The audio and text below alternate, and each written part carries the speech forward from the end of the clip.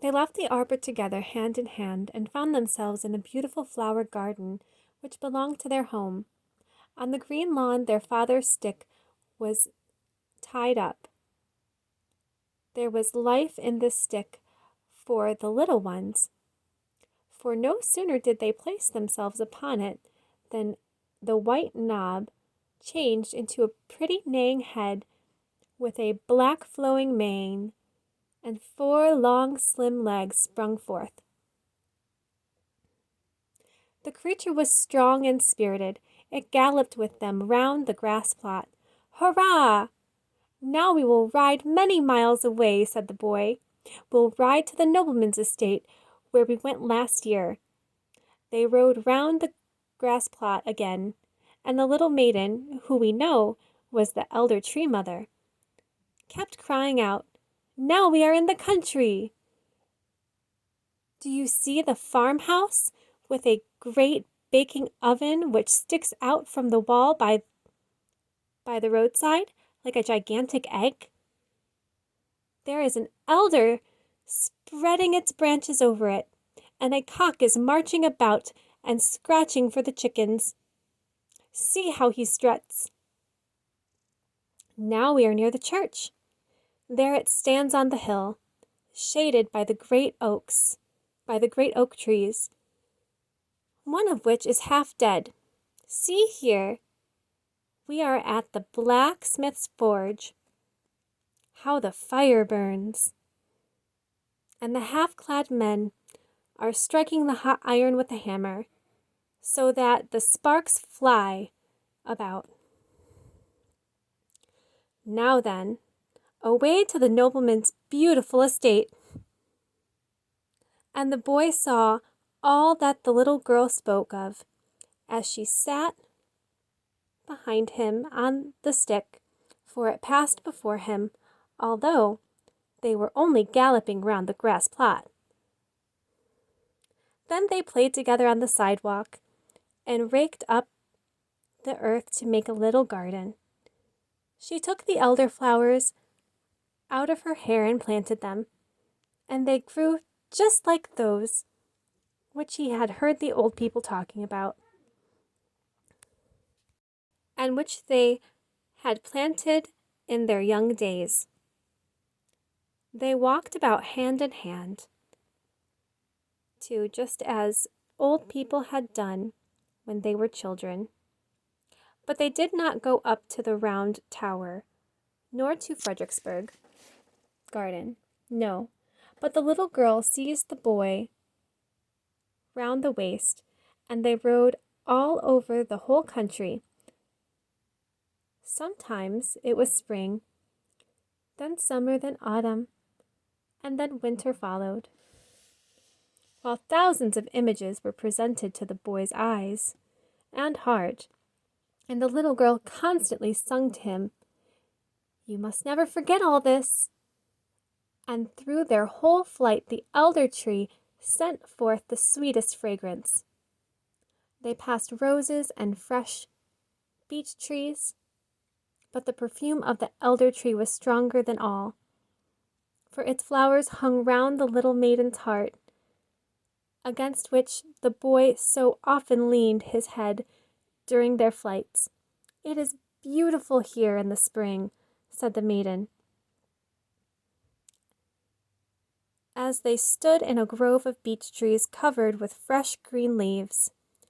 At their feet the sweet-scented thyme and blushing anemone lay spread amid green grass in delicate bloom. Oh, that it were always spring in the fragrant beech groves! "Here it is delightful in summer," said the maiden, as they passed old knights' castles, telling of days gone by, and saw the high walls and pointed gables mirrored on the river beneath, where swans were sailing about and peeping into the cool green avenues. In the fields the corn waved to and fro like the sea. Red and yellow flowers grew among the ruins, and the hedges were covered with wild hops and blooming what's this word? Convolvulus.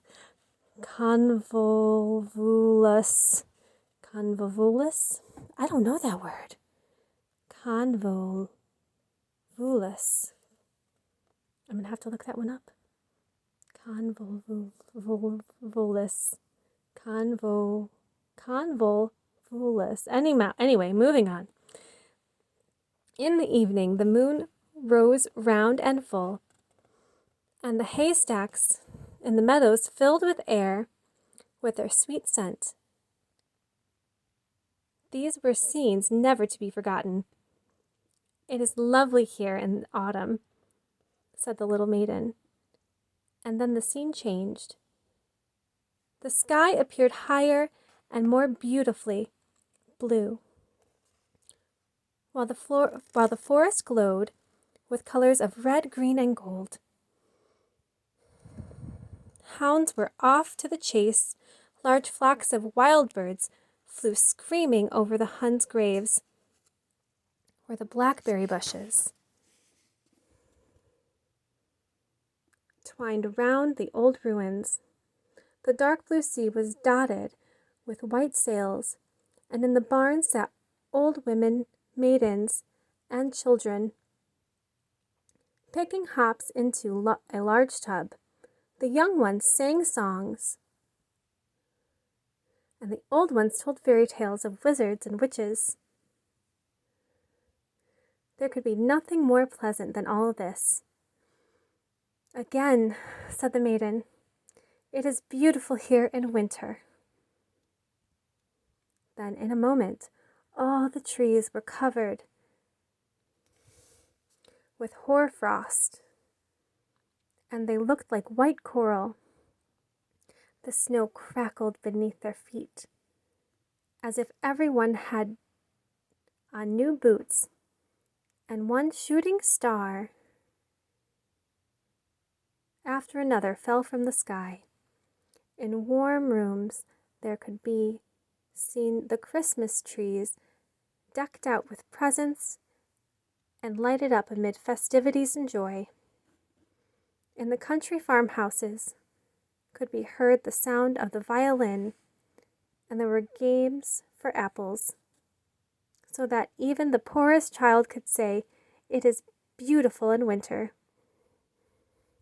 Beautiful indeed were all the scenes which the maiden showed the little boy, and always around them floated the fragrance of elder blossom, and ever above them waved the red flag with the white cross under which the old seaman had sailed. The boy, who had become a youth, and who had gone as a sailor out into the wide world and sailed to warm countries where the coffee grew, and to whom the little girl had given an elder blossom from her bosom for a keepsake when she took leave of him, placed the flower in his hymn book. And when he opened it in foreign lands, he always turned to the spot where this flower of remembrance lay. The more he looked at it, the fresher it appeared.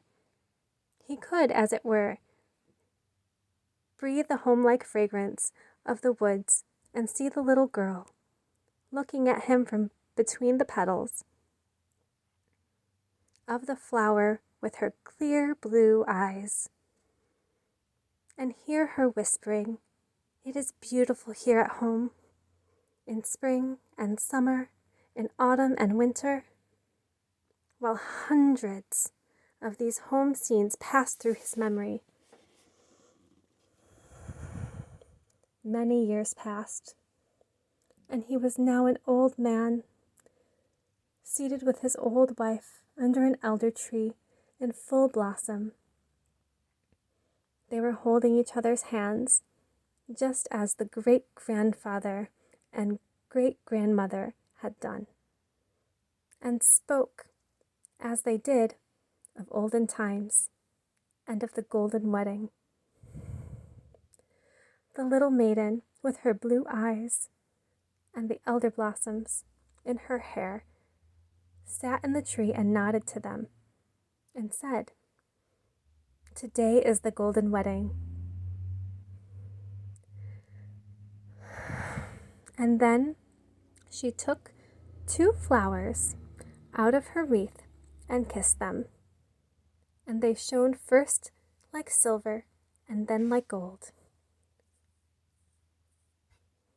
And as she placed them on the heads of old people, each flower became a golden crown. And there they sat, like king and queen, under the sweetly scented tree, which still looked like an elder bush. Then he related to his old wife the story of the elder tree mother, just as he had heard it told when he was a little boy, and they both fancied it very much like their own story, especially in some parts which they liked the best. "Well, and so it is," said the little maiden in the tree. "Some call me Elder Tree Mother,